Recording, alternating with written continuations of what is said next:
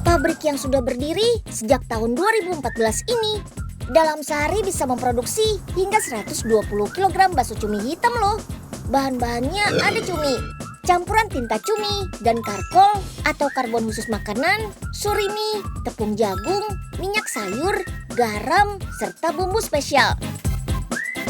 Sebelumnya kita olah dulu yuk suriminya. Surimi adalah daging ikan yang sudah dicincang lalu dibekukan. Nah, karena surimi ini masih berbentuk balok, kita masukkan dulu ke dalam mesin pemotong ini. Suriminya pun jadi lebih gampang diolah nih. Kita lanjut ke proses mixing yang memakan waktu sekitar 15 menit. Pertama, masukkan surimi, garam, air, bumbu, dan minyak. Dimixer dulu deh sampai rata. Habis itu baru deh tuang tepung, tinta, dan karbonnya. Tuh, karena sudah dicampur tinta cumi dan karbon, adonannya jadi berubah warna.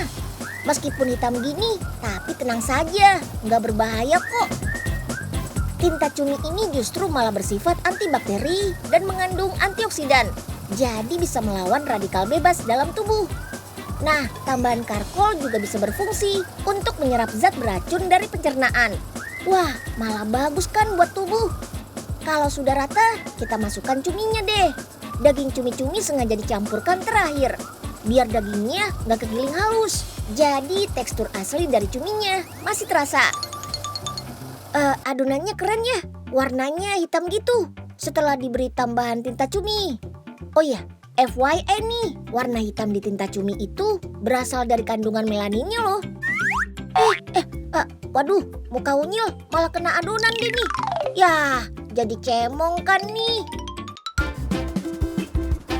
Ya udah, kita ke proses selanjutnya yuk, yaitu pencetakan.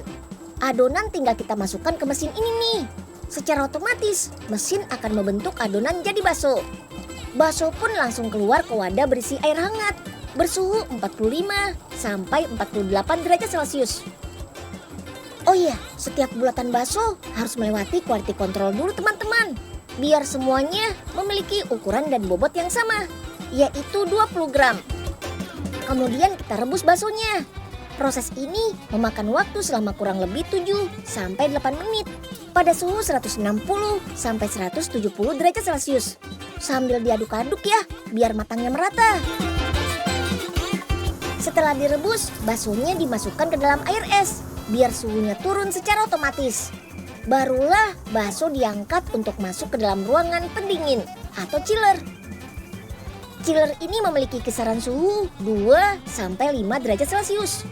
Memang nggak sampai beku teman-teman. Soalnya cuma bertujuan menghilangkan kadar air dari baksonya saja. Sesudah 15 menit berada di chiller, kita packing baksonya. Bakso cumi sebelumnya disortir dulu, biar nggak ada yang bentuknya rusak.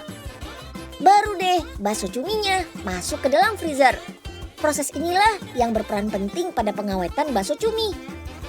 Proses pembekuan pada suhu hingga minus 40 derajat Celcius selama 4-5 jam akan membunuh bakteri penyebab makanan jadi basi. Menikmati bakso bersama kuah kaldu sih sudah biasa ya. Nih, Unyil kasih tahu cara lain menikmati bakso cumi hitamnya. Kita hidangkan jadi bakso tusuk dengan mozzarella warna-warni atau dengan sambal mercon kayak gini. Disuguhinya pakai mie goreng warna-warni loh. Beuh, jadi ngiler. Kita tusuk-tusuk bakso cuminya yuk. Terus digoreng deh, bolak-balik sampai matang ya. Lanjut siapkan sambal merconnya. Bumbunya ada bawang merah, bawang putih, kemiri, cabai rawit. Semua bumbu kita haluskan.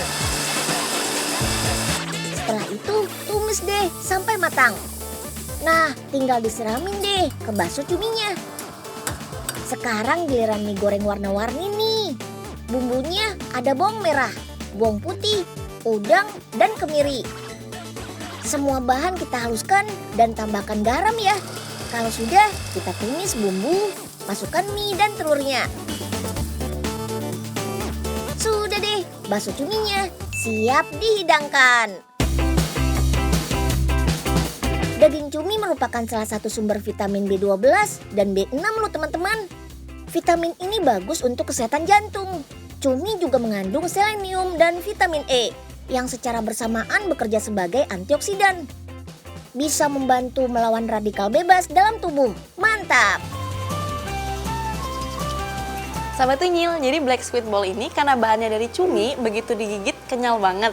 Dan karena cumi termasuk dari seafood, dia merupakan sumber protein yang bagus karena lebih rendah lemak.